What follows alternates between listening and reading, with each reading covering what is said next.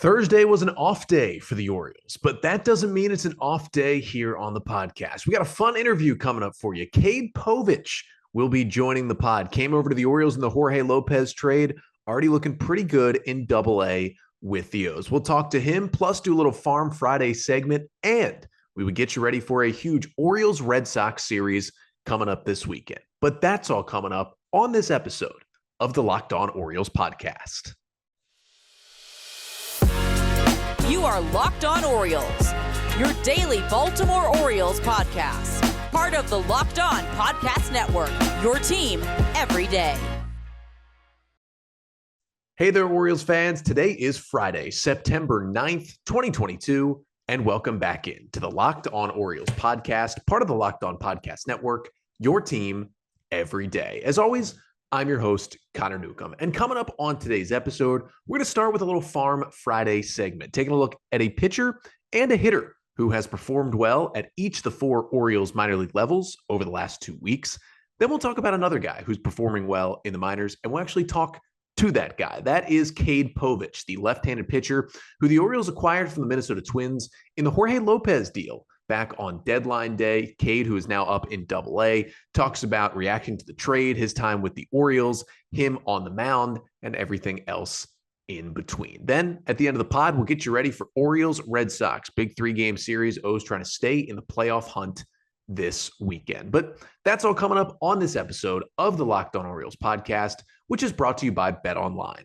BetOnline has you covered this season with more props, odds, and lines than ever before. BetOnline, where the game starts. And before we get started, just want to thank you for making Locked On Orioles your first podcast listen of the day. And remember, you're going to want to be subscribed right here to the Locked On Orioles YouTube channel because we're doing a Orioles card giveaway next week, and you have to be subscribed to Locked On Orioles on YouTube to be entered to win 10 different Orioles cards. You do not want to miss that, so make sure to subscribe. And thank you again for making Locked On Orioles your first listen of the day.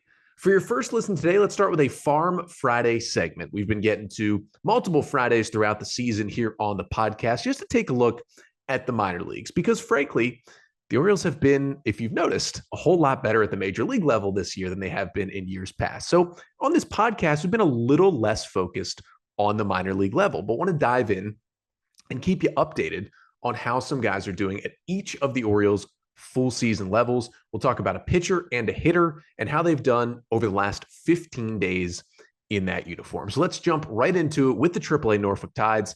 And our hitter is Joey Ortiz. He was just recently, a couple weeks ago, called up from AA Bowie to AAA Norfolk.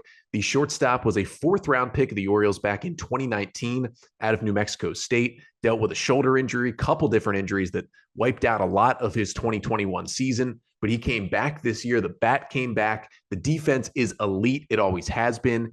And Ortiz showing off the pop now, and he has had a great start in Norfolk. In his first 8 AAA games, Ortiz hitting .375 with an 1,006 OPS, a homer, 2 doubles, 3 for 3 stealing bases, and has made some absolutely dazzling plays defensively at shortstop for Norfolk. Basically has filled in at short for Gunnar Henderson, who was, of course, called up to the big leagues. And maybe Ortiz is that next guy who gets called up next year.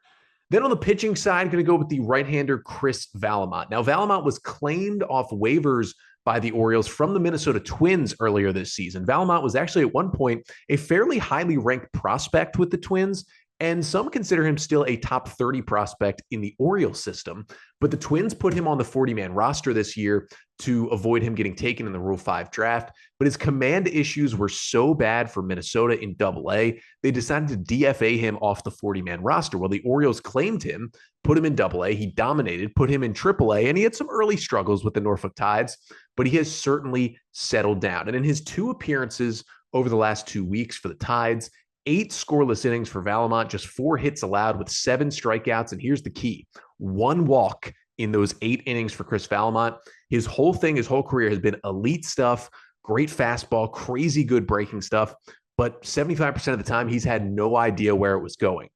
8 scoreless innings with 1 walk in AAA. Very, very good for Chris Vallimont. I think he's going to be at least a big league reliever and maybe more for the Orioles next season. Moving on to the AA Bowie Bay Sox, wanted to highlight Coby Mayo. Now, I could have highlighted Connor Norby because he's basically homering in every at-bat right now. But let's get to another guy in Coby Mayo. Of course, the Orioles' fourth-round selection out of high school in the 2020 draft. And he's struggled with a couple of different injury issues this year. But when he's been on the field, he has been good. And that has continued over the last 15 days. In his last 11 games, a 350 average, a 947 OPS with 2 home runs for Mayo, who's going to stay at AA the rest of the year, may even start next year at AA just because he's so young, but is definitely a big-time Orioles prospect with some big-time power over there from the right side of the plate and playing some third base for the O's. And the pitcher I want to get to is the right-hander Chase McDermott. McDermott coming over from the Houston Astros in the Trey Mancini trade at this year's deadline, was quickly promoted to AA Bowie by the Orioles, and his last 2 starts have been fun. 10 innings over his last 2 starts. He's allowed just 2 runs on 4 hits while striking out 10 and walking just 4. The stuff looks really good. He is a consensus top 20 Orioles prospect right now and looks to be helping out their pitching depth in the minor leagues. Going down to high A, the Aberdeen Ironbirds. And I want to shout out Connor Pavolony because Pavolony has had a rough first half and really extended this season. He's dealt with a few injuries since really and before the Orioles drafted him. Took him in the 7th round out of Tennessee in 2021. Always been a catcher known for his defense, but the bat finally picking up in pro ball. Over the last 15 days, Pavolony's played in 7 games, hitting .316 with a home run, a .891 OPS for Connor Pavolony. Had a lot of big-time tools in college at Tennessee. Nice to see the bat starting to go for him. And then on the pitching side, wanted to go with the left-hander Antonio Velez, who also has had a couple injury issues this year for the Orioles, but he is back. Now, Velez is interesting. The O's acquired him from the Miami Marlins this year in the trade about a week before opening day that sent relievers Cole Sulser and Tanner Scott to Miami. Velez was the most, well, not big league ready, but the closest to the big leagues piece that they got. He started the year in AA Bowie, was up and down, got injured. Now he's pitching in Aberdeen as he comes back. And in his last 3 starts in Aberdeen over the past 15 days, 11 2/3 innings pitched, 12 hits, but only 3 earned runs and 13 strikeouts to 3 walks in that time for the left-hander. And then down to low A Delmarva for the Shorebirds. Of course, the hitter has got to be Jackson Holliday, the number 1 overall pick by the Orioles in this year's draft. They promoted him up to low A Delmarva. And in his 10 games he's played in over the last 2 weeks, .263 average, .785 OPS, 4 doubles. He's got more walks, 10, than strikeouts with 9. And he had his first professional 3-hit night back on Wednesday night as well for the Shorebirds. That number 1 overall pick at just 18 years old, and Jackson Holliday looking pretty good. And then the last guy, the pitcher for the Shorebirds, is the right-handed pitcher Juan Nunez, a 21-year-old who the Orioles acquired from the Twins in the Jorge López deal at the deadline, one of the 4 pitchers they got back in that deal. Nunez has made 3 starts for the Shorebirds over the past 15 days, and he has been dominant. 11 scoreless innings in those 3 appearances, just 5 hits allowed, 7 strikeouts to 6 walks. They like his stuff, promoted him to Delmarva pretty much immediately after the trade, and he is looking like maybe a good piece for the Orioles. But another piece that the O's acquired in that Jorge López trade, of course, the top piece was the left-hander Kade Povich, who the Twins took in the 3rd round out of Nebraska in the 2021 draft, and then a year later traded him to the Orioles along with 3 other pitching prospects to get Jorge López in return. And Povich went right up to AA Bowie with the Orioles system, has made some good starts recently. And we got a chance to talk to Kade Povich as he joins us on the podcast here to talk about his time in Minnesota, his time at Nebraska, what it was like to get traded just a year in, what his thoughts are on the Orioles system so far, and what his goals are for not only the end of this season, but the offseason heading into what will be a big 2023 as he tries to get to the big leagues with the Orioles. But that's all coming up next. First, though, I do have to talk to you about Blue Chew, because as summer's winding down, the nights are getting longer, but the breeze isn't the only thing that's getting stiff. That's right. This episode is sponsored by Blue Chew. Now, guys, we all know that confidence can take you far in life. That's especially true in the bedroom, especially when it's time to step up to the plate. That's where Blue Chew comes in. Blue Chew is a unique online service that delivers the same active ingredients as Viagra and Cialis, but in chewable tablets and at a fraction of the cost. You can take them anytime, day or night. So you can plan ahead, be ready whenever an opportunity arises. The process, it's simple. Sign up at BlueChew.com, consult with one of their licensed medical providers, and once you're approved, you'll receive your prescription within days. And the best part is it's all done online. So no visits to the doctor's office, no awkward conversations, and no waiting in line at the pharmacy. So if you could benefit from some extra confidence when it's time to perform, chew it and do it. And we've got a special deal for our listeners. Try Blue Chew free when you use our promo code Locked On at checkout. Just pay $5 in shipping. That's BlueChew.com, promo code Locked On to receive your first month free. Visit BlueChew.com for more details and important safety information. And we thank Blue Chew for sponsoring the podcast.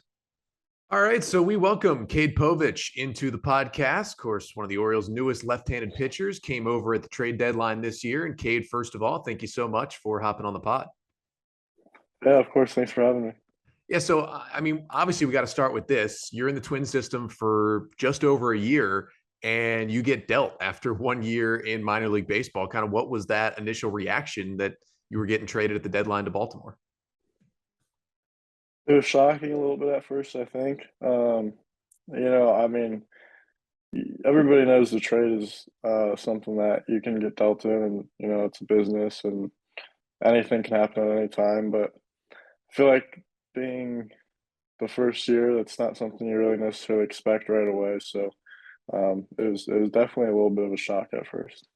Do guys in the clubhouse think about it? Because, you guys know when you're with the Twins, you're part of an organization that is in a playoff race, is trying to win now. And generally those teams are trading away younger guys to acquire, big league talent. So do guys think about it at all, talk about it at all, that like, hey, we're on a team that might be more likely to trade a guy like yourself during the season?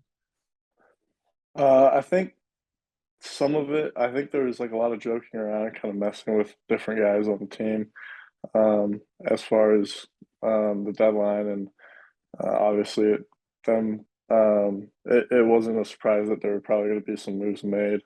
But, nobody really was hearing or anything or had much of an idea. So there was kind of some jokes going around, and then ended up being that actually a lot of the guys from last year. So a lot of the guys I came in with and, friends of mine were also traded as well.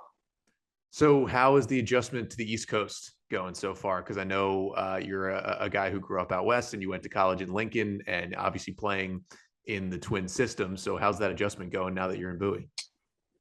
It's been fine. I've never been out in this area, so this is my first time in Maryland because, when at Nebraska, Maryland came to us. So, but it's been pretty nice so far.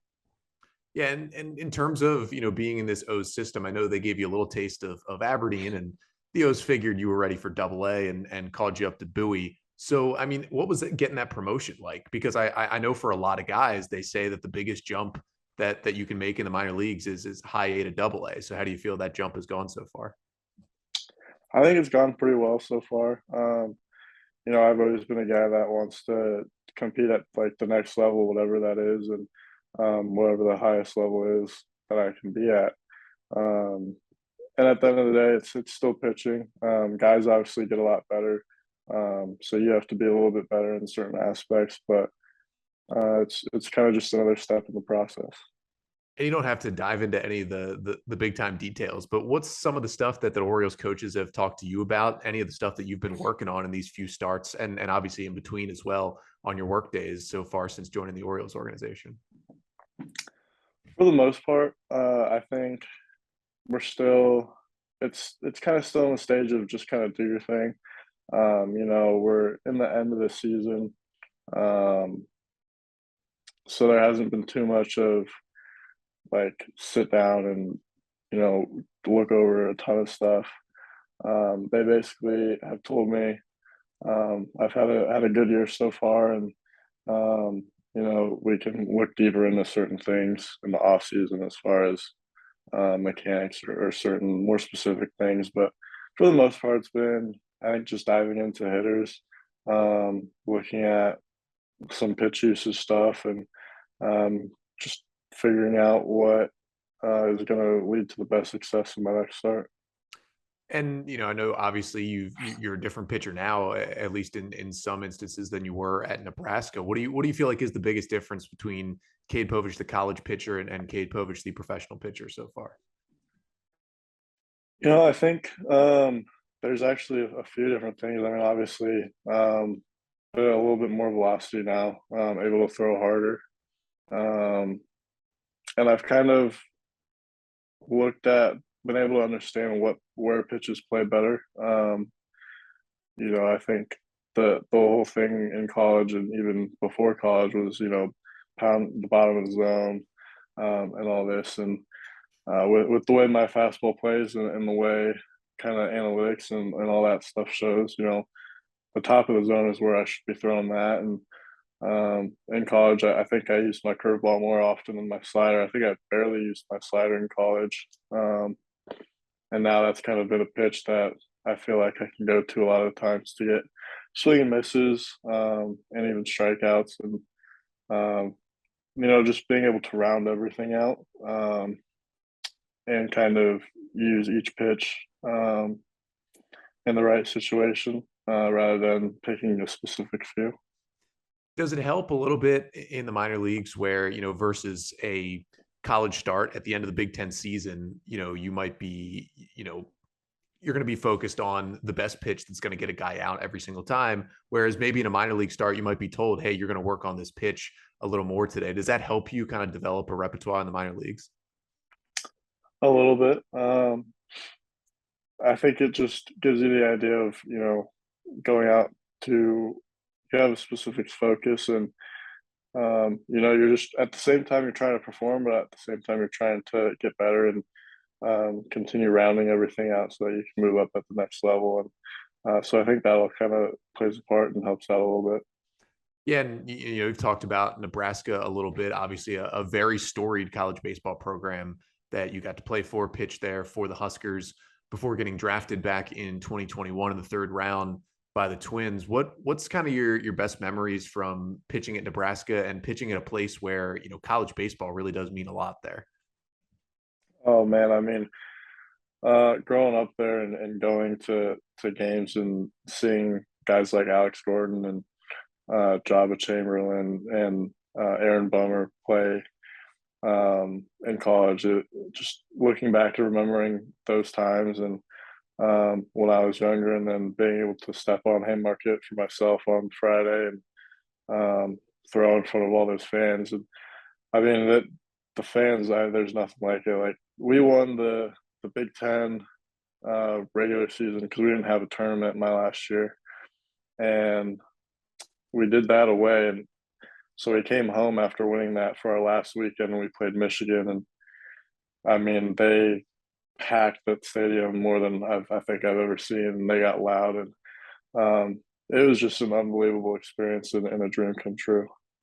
What do you think about the fact that Nebraska will be going to USC and UCLA here in a couple of years? Are you sad they're going to be missing that in conference play?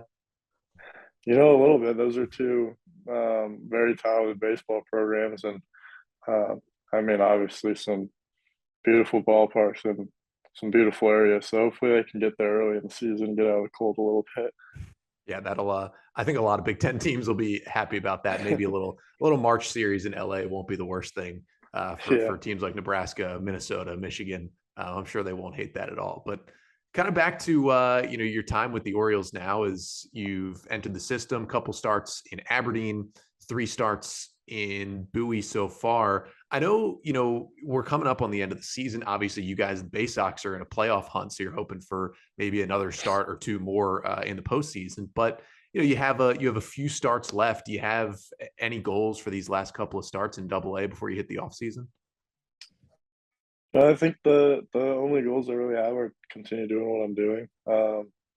Just trying to go out there. Obviously, like this is the most I've thrown in my career. Just being a longer season than college, obviously, and just trying to make sure I stay on top of everything, and I finished the year strong, if not stronger than when I started, and kind of get my body used to that feeling of going long into a season, and just making sure I'm staying healthy and staying strong, and going out and and giving it my all each day. And then I don't know if you've thought about this at all, but up until the end of July, you were thinking about what an off-season program looks like with the Twins. Would you be traveling home from Cedar Rapids or maybe from AA in the Twin system? Now you're out here on the East Coast. How has that kind of changed what the off-season plan looks like for you, if you have even thought that far ahead yet?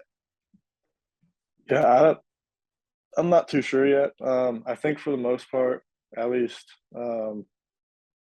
right after we're done, I think it's going to be similar as far as just taking a little bit to relax and get away from the game for a little bit, and just be with myself, my family, my friends, and kind of enjoy that time off until it's time to get back to work.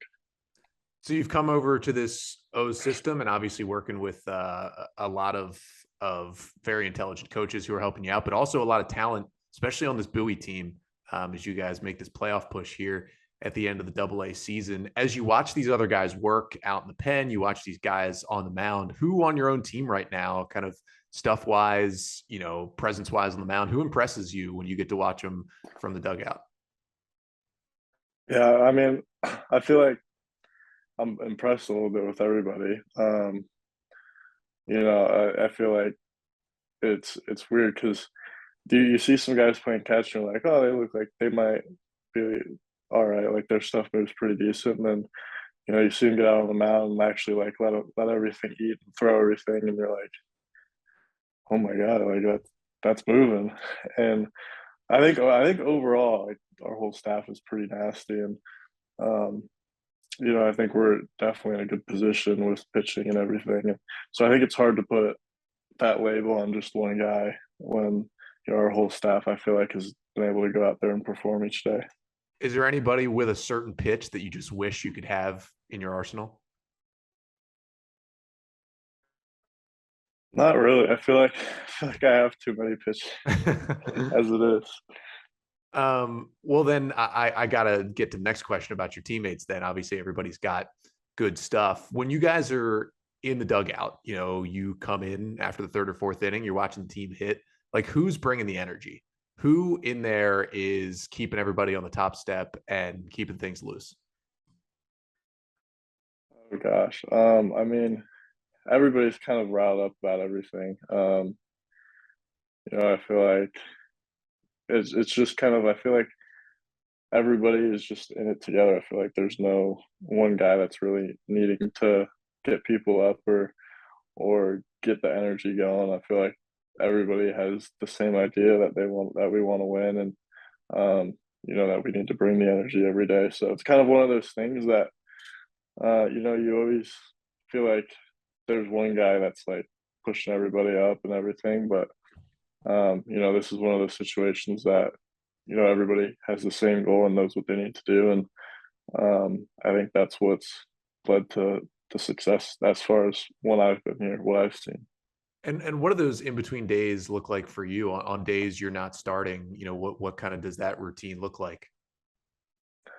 Just lifting a little bit, relaxing, just trying to stay in the game, focus on the guys throwing it before me and what they're kind of doing, and being able to talk to them and think about kind of what they've done, what worked for them, and just getting ready for when it's my turn. So, Cade, we thank you so much for joining us, and obviously, Orioles fans are very excited to have you in the system. Last thing I just wanted to ask is kind of a more general question, because it's something you had to do when you were drafted by the Twins. Obviously, it's something you kind of have to do every year.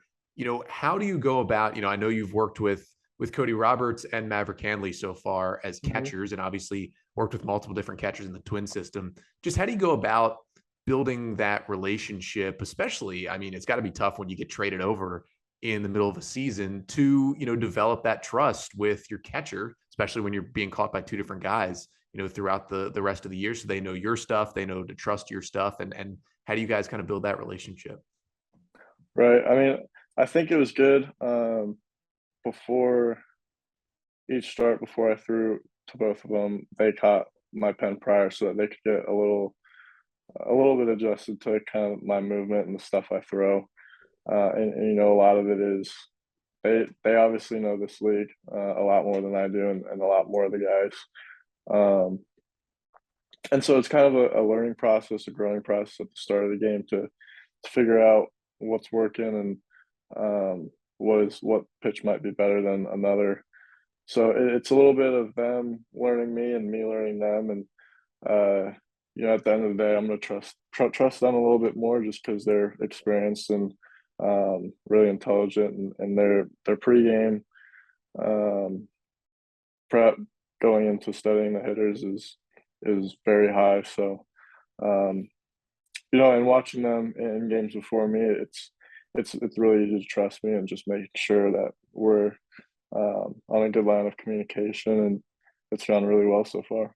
And just one more thing I wanted to add, you know, you talk about that pregame prep between working with your catchers and then working with the coaching staff in Bowie, you know, whether you guys get together before a start, the day before a start, whatever it may be, like how much does that help you, you know, however much data you're shown going into a start? Yeah, I think it definitely helps. You know, I think it helps those catchers get a good idea of you know, what they want to call and what the game plan might be. So I've kind of grown to being able to let them focus more on that and kind of give me a summary, I guess, before the game. So I've kind of drifted more towards them studying the hitters and being prepared on what they're going to call. And then on my end, I've kind of focused more on studying the hitters in the game. Maybe they're showing something that they're cheating on or looking for. So being able to make that adjustment from my end, but overall just trust what they're calling. Well, Cade, we're excited to see you continue in the Orioles system. Obviously, happy to have you here in Baltimore, and obviously hope to see you up at Camden Yards maybe by next year, already in Double-A. Obviously, the track has already started for you, but thanks again for hopping on the pod. Yeah, of course. I appreciate you having me on. So we'll get back to talking Orioles here in just a second, but first got to tell you about BetOnline.net, your number one source for all your pro and college football betting needs and sports info this season. Find all the latest football league developments, game matchups, news, and podcasts, including this year's opening week games. NFL Week 1 is finally here. Of course, the season opener last night, but a full Sunday slate on Sunday, including the biggest game of the weekend. You know what it is. Ravens, Jets, Joe Flacco versus Lamar Jackson.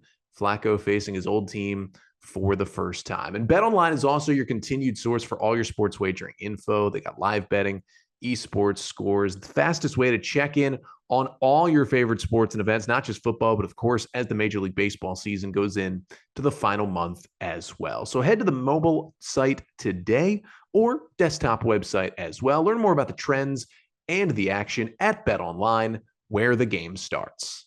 So our thanks again to Orioles left-handed pitching prospect Kade Povich for joining the podcast, talk about getting traded to the O's and his time in the system so far. Interesting to talk to him earlier this week. And obviously the O's have a lot of hopes for Kade Povich. He was the headliner of the 4 pitchers who came over to Baltimore in the Jorge López trade at the deadline this year. And Povich was a guy, you know, talking to people with the Twins, just prospect people in general. They were surprised the Twins gave Povich up. And I think the agreement across the board was he was far and above the number one prospect that the Orioles acquired in that deal with the 4 pitchers that they got.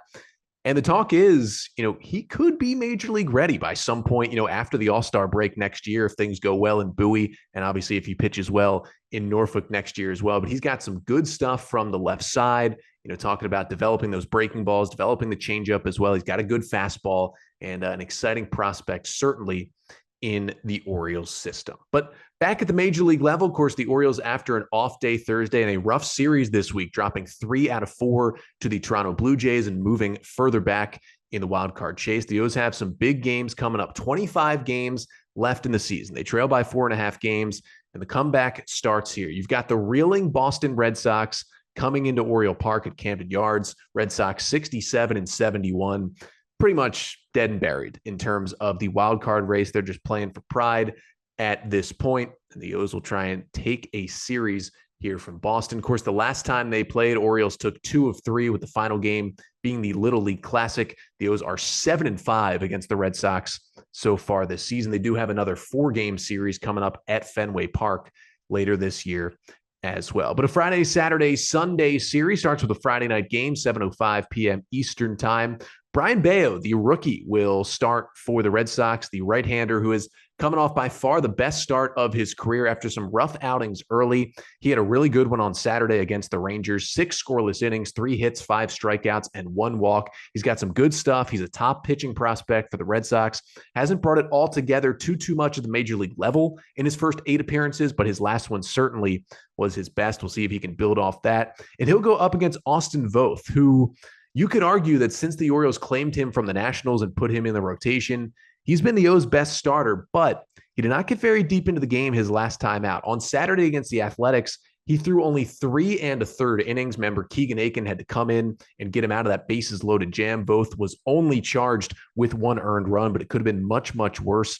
Hoping he is back on the right foot in this one here tonight. Then the Saturday game is a 5:05 p.m. Eastern time start with the concert at Camden Yards after the game. And Michael Wacha, the veteran right-hander, will go for Boston. And he really dominated the Orioles last time he faced them. Back on August 20th at Camden Yards, Wacha threw 5 2/3 scoreless innings, allowing just 4 hits, striking out 4, and walking just 1. He had that changeup going crazy in that one. We'll see if the O's can figure him out this time.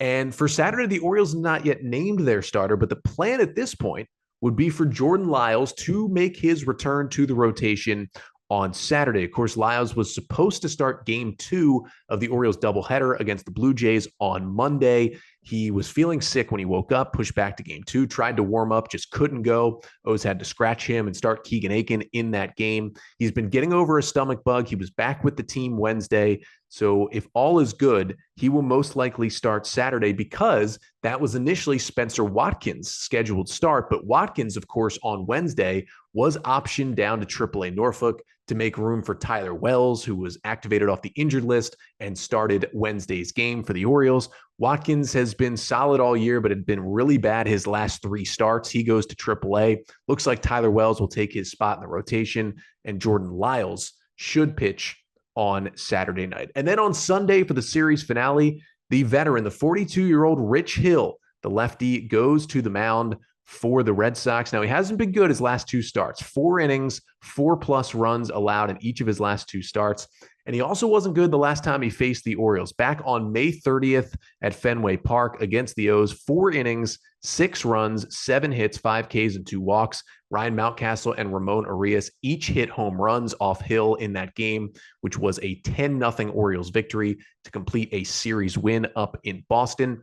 And on the other side for the O's, they go with the right-hander Kyle Bradish, who had those back-to-back scoreless starts, 8 scoreless in Houston, 7 scoreless in Cleveland, and then just didn't have it on Tuesday night against Toronto. Pitched just 3+ innings, had to be bailed out by the Orioles bullpen, which got 18 outs to help them beat the Blue Jays on Tuesday. Here's to hoping Kyle Bradish is back to his previous form in this one against the Red Sox. And then on Monday, I'll be back here with you on the podcast, recapping the weekend series between the Orioles and the Red Sox, getting you my 3 big takeaways from the weekend.